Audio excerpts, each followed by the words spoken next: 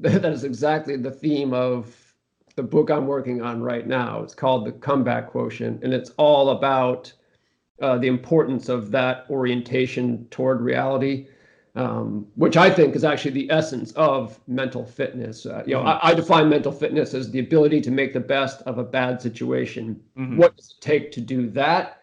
It takes the ability to accept, embrace, and address reality just as it is.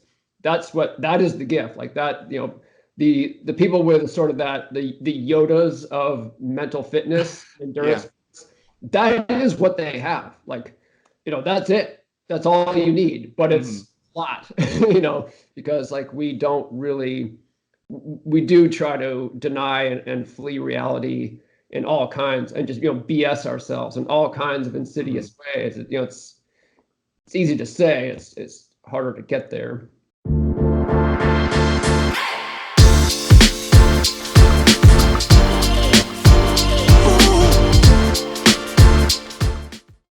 This episode of the Smart Athlete Podcast is brought to you by Solpre, skincare for athletes.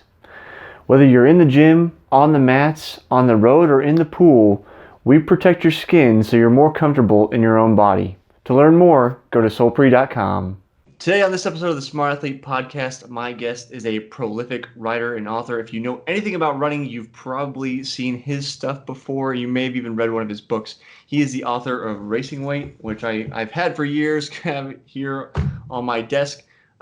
He's also the author of 80-20 Running and Triathlon, as well as his newest book, Life is a Marathon, and a ton of other books. It would take a long time to get through quite all the titles that he's done. He is a coach. You can find him with 80-20 Endurance, and he's also a certified sports nutritionist. Welcome to the show, Matt Fitzgerald. Great to be with you. Matt, we were talking about your walls here. For the viewers on YouTube, can you justify the orange here? That's a bold wall choice. So talk me through it. Yeah, well, before my wife and I bought this home, we toured like a zillion. We're in the Central Valley in California. We bought this home sort of at the height of the bubble, and we toured a lot of model homes in the area before buying ours, just to see what we liked and didn't like. And in one, there was an office with like dark wood furniture and orange walls. Okay. And I was like, I want that. And so basically, I just recreated it. That was many years ago now, and I don't know, it's like a feng shui thing. I spend a lot of time in here trying to be creative, trying to write things that don't suck, and just having an environment that is pleasing to me. I think it makes a difference.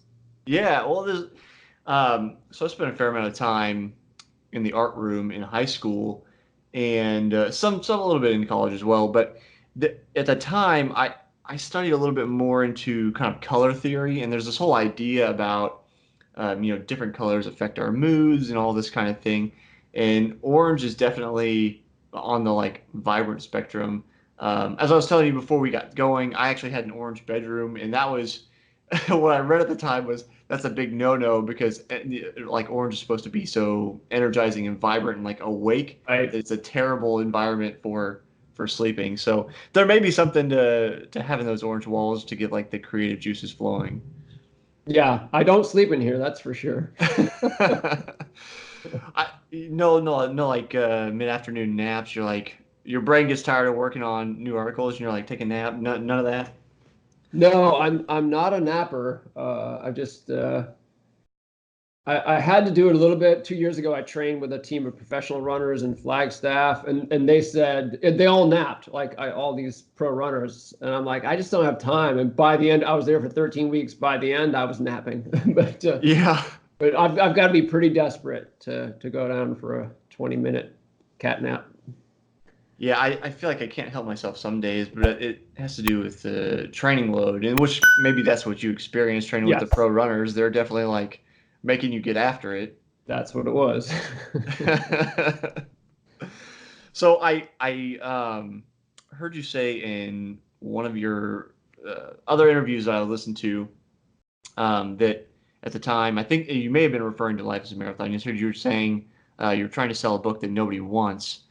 And that kind of resonated with me as an entrepreneur, thinking about, people either creating something and then trying to sell it or trying to find something people want and, creating it. Obviously, Racing Weight is one of your best-selling books. Do you find yourself often writing about things that you just care about, or do you try to find things that, people want to read and then write that? I love that question because it is something I think about a lot myself. I grew up writing poetry, actually. I mean, that was my natural way of expressing myself through writing. But I knew, like, that's a tough way to make a living. So this is something I've been thinking about for a long time, because you want to write, for me, writing really is first and foremost self-expression. And I would write even if I couldn't make money doing it. If I had to get some other type of job, I would not stop writing because I can't. And then it would be pure self-expression, right? So that, I have to scratch that itch. But at the same time, I just sort of fell into a career where, mostly what I write about is, what's classified as, service journalism. So I'm trying to, people don't pick up one of my books generally just hoping that it transports them to a different place where they can just enjoy 9 hours of escape, from reality. They're picking it up saying, what's in it for me? Like, right. You know what I mean?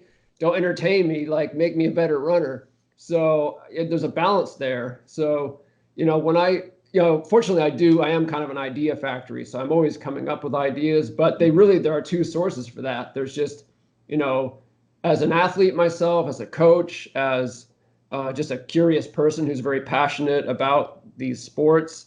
I just come up with ideas that I think are cool. But at the same time, I look for needs. And I do, if I have maybe 3 or 4 things I would love to write about, well, the one I write about next probably will be the most marketable one, you know what I mean? Right. Unless it's just something I feel like I have to write, and I don't care if it sells. But Racing Weight is a good example of that, where, as an athlete, I just saw, like, man, all these skinny people are sitting around complaining about how fat they are.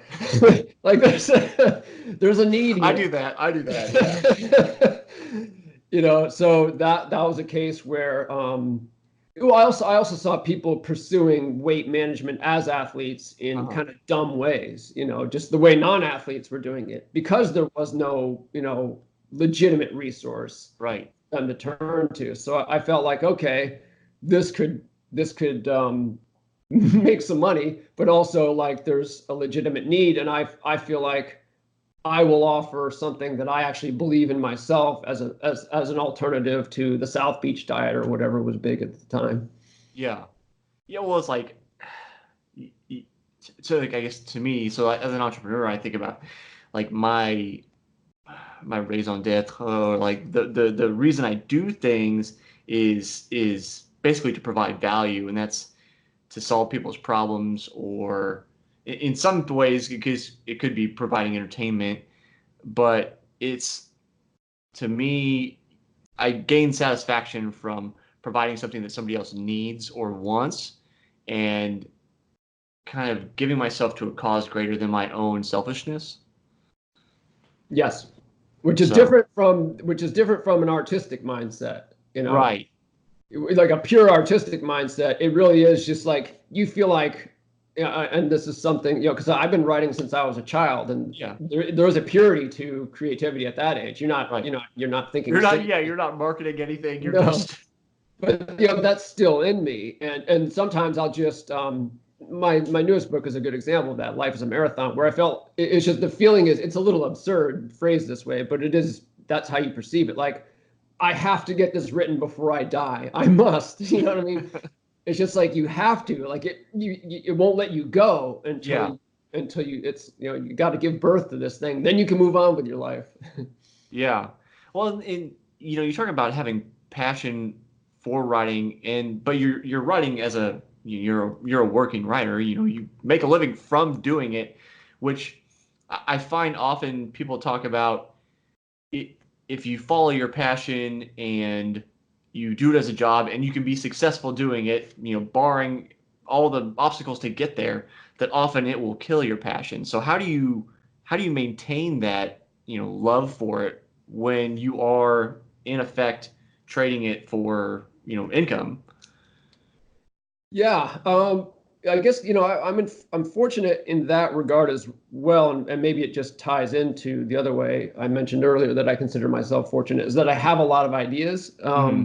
I just I just have this kind of fire in me that I'm 48 now, and it's just not it's showing no signs of burning itself out. I Yeah. mean, truly. So I'm just you know, I wake up each day just, I wake up the same way my dog does, just like, let's go. Yeah. It's a new day.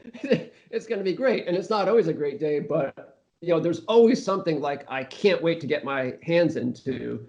Yeah. Um, and that's not a really helpful answer because it's, if I struggle with it more, maybe I could give people tools to overcome, that flagging motivation, or when the fire does sort of um, turn to embers. Like, how do you stoke it again? I don't Yeah. know. It's just always just this raging conflagration for me.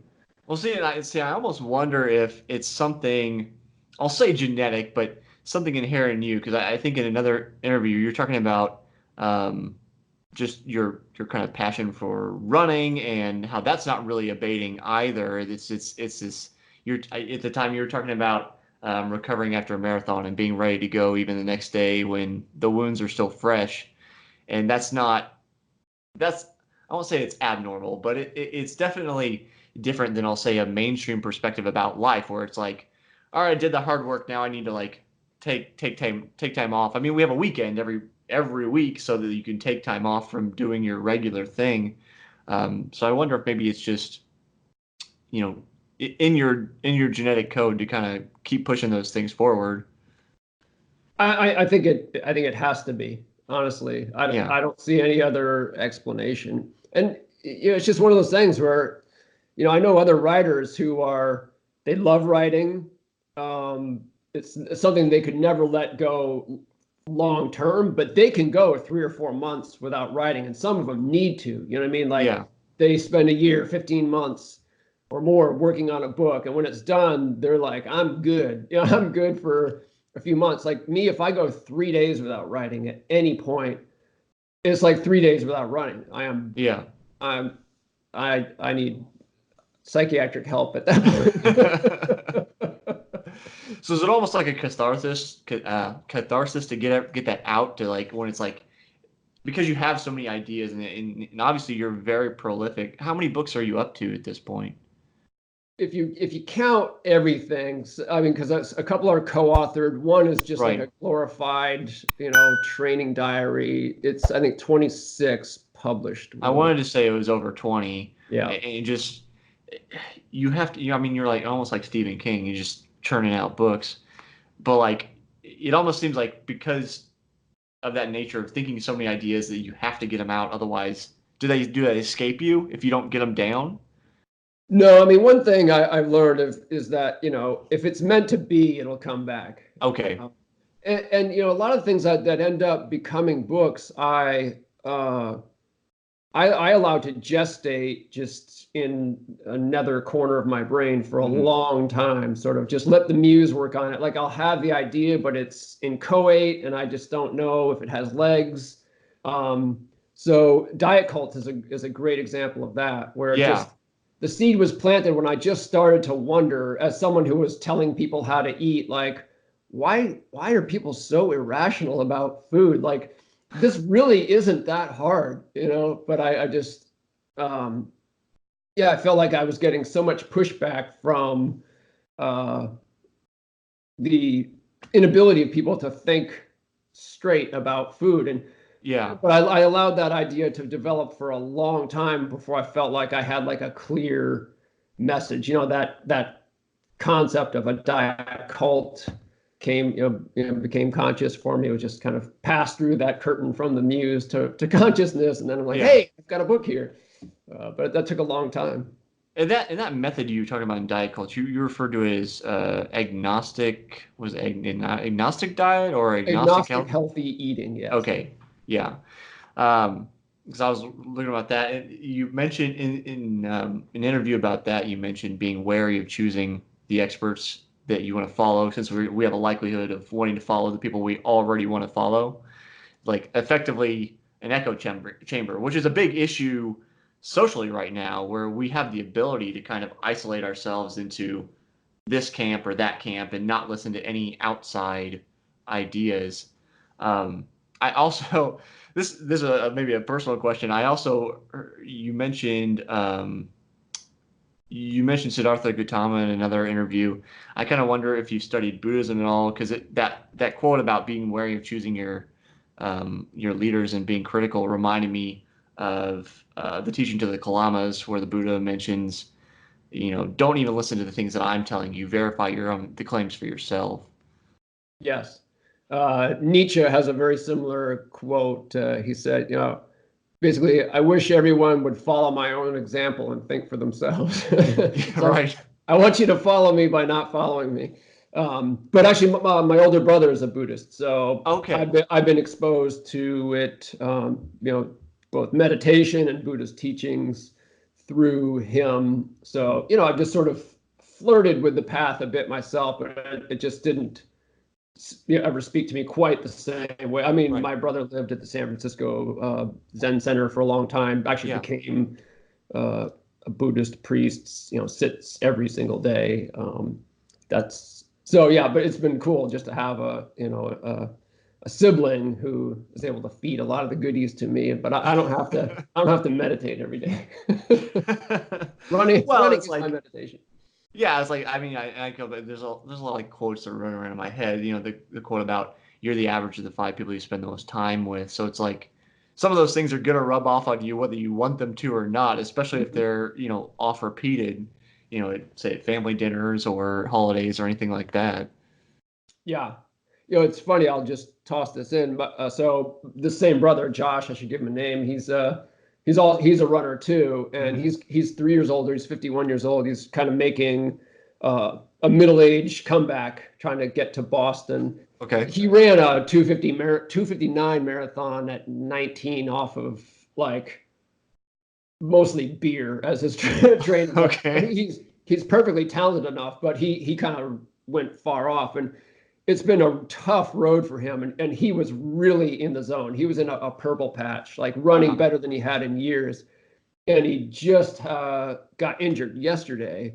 Oh, We're just over 3 weeks out from a marathon, yeah. and like he just sends me a text saying it's been sort of this recurring piriformis thing, and he had this like big setback with it. And I'm devastated. I read the text. I'm his coach. I'm his brother. I care a lot. I'm invested in this thing. Yeah. But his level of equanimity about the whole thing is just incredible. I mean, like he it's real when you walk a spiritual path like this and Uh-huh. really do the walking. It changes you. It's just Yeah. been really cool to see. So I hope some of that is rubbing off on me as well, because he's Yeah. just the injury is the injury. It is frustrating, but he is dealing with it psychologically as well as any human being possibly could, and that's Right. got to redound to his ultimate benefit. Right. Yeah. I think we all kind of, well, maybe not everybody, but I definitely would aspire to that kind of um, even-handed approach to both the highs and the lows of life, where it's like, even if you are world champion, it's like, that's awesome. That's what you've been striving to achieve, but it is not everything. And at the same time, like I actually went through this last year. I was at a half Ironman race trying to qualify for my professional license and was forced into a crash and shattered my collarbone in the middle of my best performance ever. And it was definitely shattering, but at the same time, it was like, you just have to deal with it as it comes. Like, there's nothing you can do. Like, it is what it is. I say that often. The people around me will tell you that. And I think that's kind of the essence of it. It was like, well, I can't get back on the bike and continue riding. I have to take care of this now. That's simply what's put in front of me. And I think it's maybe trying to get to a place where you accept reality for what it is rather than stressing about what you expect or hope it to be. Yes. By the way, So, that is exactly the theme of the book I'm working on right now. It's called The Comeback Quotient, and it's all about the importance of that orientation toward reality, which I think is actually the essence of mental fitness. I define mental fitness as the ability to make the best of a bad situation. What does it take to do that? It takes the ability to accept, embrace, and address reality just as it is. That is the gift. Like that, the people with sort of the Yodas of mental fitness, endurance, that is what they have. Like, that's it. That's all you need. But it's a lot, because like we do try to deny and flee reality in all kinds, and just BS ourselves in all kinds of insidious ways. It's easy to say. It's harder to get there. I think, at least for me, experience and just the repetition. I mean, I've been an endurance athlete.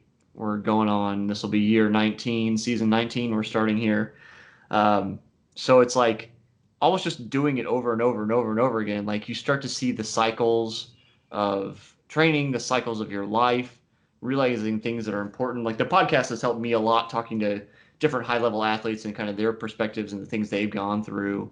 We're like, for me, the last 2 seasons have been, it could be really incredibly frustrating. So, I'd been trying to be a professional triathlete for 8 years. I'm not quite good enough to do it, but it was a personal goal that I was after. And I was getting close. So I had that injury. I had to have surgery, was out for 3 months, getting back into training. And then coming into this year, not great weather. First race, bike mechanical, cost me a couple places. Next race, tire pops 4 minutes into the bike, just on and on and on and on. And it's just a matter of the phrase or quote I like to tell people is, all you have to do, there's a brick wall in front of you, and all you have to do is keep smashing your head against the brick wall. Eventually, it will break. Like, it's going to hurt. It's not fun, but it will break.